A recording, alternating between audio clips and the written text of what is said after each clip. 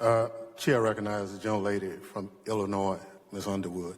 Thank you, Mr. Chairman. There are a lot of lawyers in this room, and I'm not a lawyer, I'm a nurse. Madam Secretary, I want to be very clear about what the family separation policy is doing to children's mental and physical health. And I want to know if DHS even considered their health when developing these policies. So I only have 5 minutes, so for these questions, I'm looking for a yes or no answer, if you could.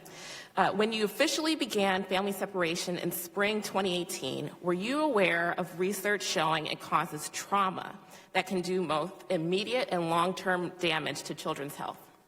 The information that I was aware of at the time was that the trauma is part of the journey to come up to the border illegally. Okay, so again, we're looking for yes or no answers, ma'am. That was what I do know within the context of the question. Okay, and were you aware that the trauma of family separation is connected to something called toxic stress? I'm not familiar with that term. Were you aware that toxic stress can actually change a child's brain because it's still developing?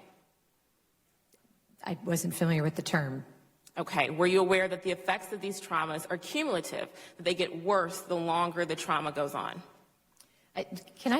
Yes, sorry. I'd like to clarify because we're missing a bigger point here, but yes, ma'am, I'm sorry. Respectfully, okay. Let me answer your questions. Were you aware that the traumatic effects don't go away even if a child is reunited with their family? I understand that they are, no. Okay. Were you aware that family separation can lead to behavioral changes and learning delays for children? Just to be clear, family separation includes the 60,000 UACs who were separated by their parents before they ever got to the border. I understand. My question is about the traumatic effects. So let me just say this, and maybe it will help you with your questions. Families need to be put together. Children should never be put in this situation. We need to fix the system so that they're not. Thank you. Were you aware that family separation can lead to behavioral changes and learning delays for children? Again, kids should be with their families. Okay, so I will take that as a no. Were you aware that it increases a child's risk of heart disease, diabetes, and cancer? I would ask all parents to go to ports of entry, not to separate their children and send them on the journey alone, and not to break U.S. law. Thank you. Were you aware that it increases a child's risk of anxiety, depression, and substance abuse? As a reminder, these are yes or no questions.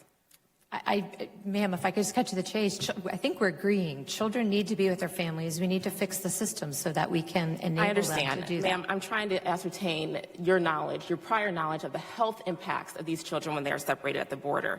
The American Psychological Association reports that family separation is on par with beating and torture in terms of its relationship to mental health.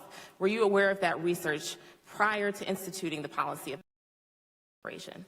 There is no policy of family separation. What we did was increase the number of parents that we referred for prosecution. That is what we have done for the last 3 administrations. Thank you. I'll take that as a no. Law. Let's go back even further to the El Paso pilot program for family separation that reportedly began in 2017. Yes or no, did DHS consult with any pediatric health experts before beginning the pilot? I was not at DHS at that time. I was there in July. I was not aware of the pilot at that time, and then I was working in a different department. Okay, so that would be no. No, ma'am, I just can't speak to it. I wasn't there. I can't speak to what I don't know. Thank you. Yes or no, did DHS collect or analyze any medical data from the pilot program to evaluate how family separation affects a child's physical and mental health? Yes, as I said, I have an advisory council looking at it right now who includes a well-known doctor who is looking at these issues. Can you provide a copy of that data and DHS's analysis to our committee? Of course. Their report is not finished, but it's a FACA body, so everything is public. Great. Did you consult with any pediatric experts before the policy officially began in the spring of 2018? We generally and regularly work with them. As you know, the children are cared for by Health and Human Services. Right. But to the extent that we have children in DHS detention centers, we follow all guidelines by the AMA. Right. We work very closely with the medical community. Okay, so then would you provide a copy of that communication from DHS with those experts to the committee? Sure, anything that's available.